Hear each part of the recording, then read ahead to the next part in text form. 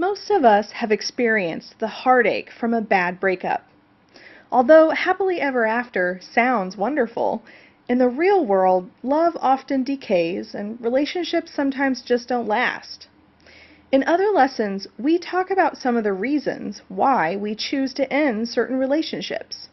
For example, social exchange theory suggests we might leave a romantic partner if the costs of the relationship outweigh the benefits. Equity theory suggests we may leave a relationship if the contributions of each partner become unequal and one partner does all the work. Of course, beyond those two theories, there are even more reasons why a couple might break up. The focus of this lesson is what happens once the decision to split has been made by one partner or both. Let's discuss some of the disengagement strategies that are used to terminate a relationship, as well as the normal detachment process that is experienced.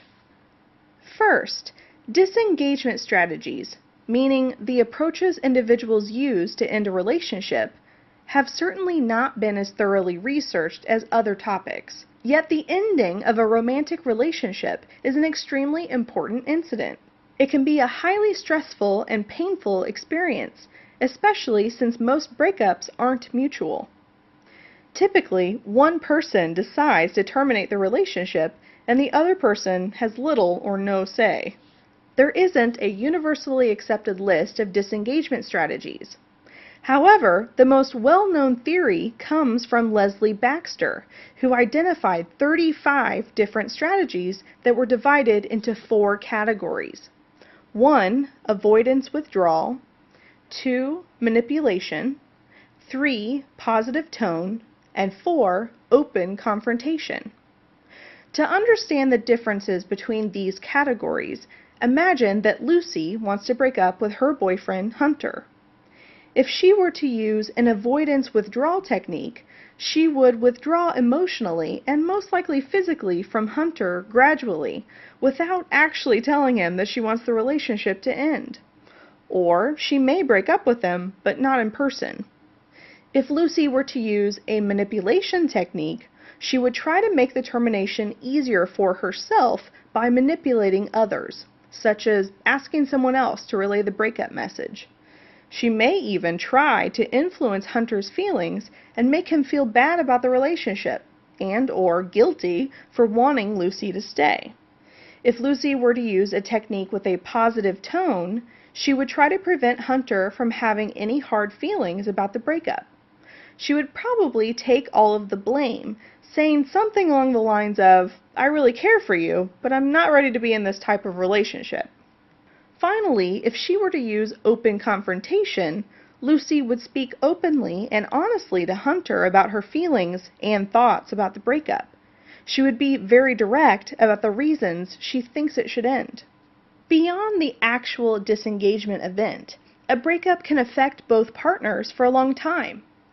Again, the termination of a relationship can be a highly stressful and painful experience, not just on the person being dumped, but also the disengager.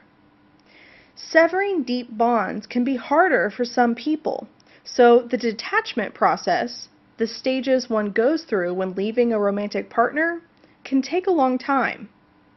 However, researchers have identified 4 stages of dissolution that most couples go through. 1. Intrapersonal. 2. Dyadic. 3. Social. And 4. Interpersonal. Again.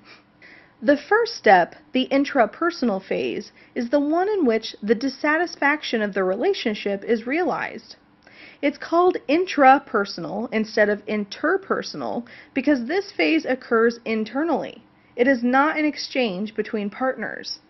Instead, this is an internal process during which one partner, or both separately, starts thinking about the negative aspects of the relationship and decides to end it.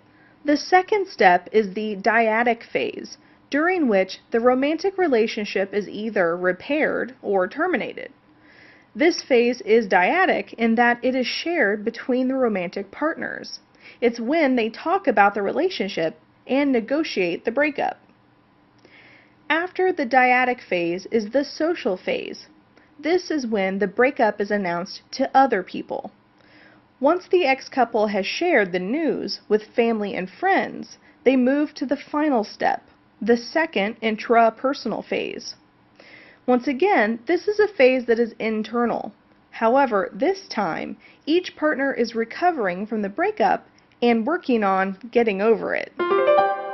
In summary, there isn't a universally accepted list of disengagement strategies, which are the approaches individuals use to end a romantic relationship.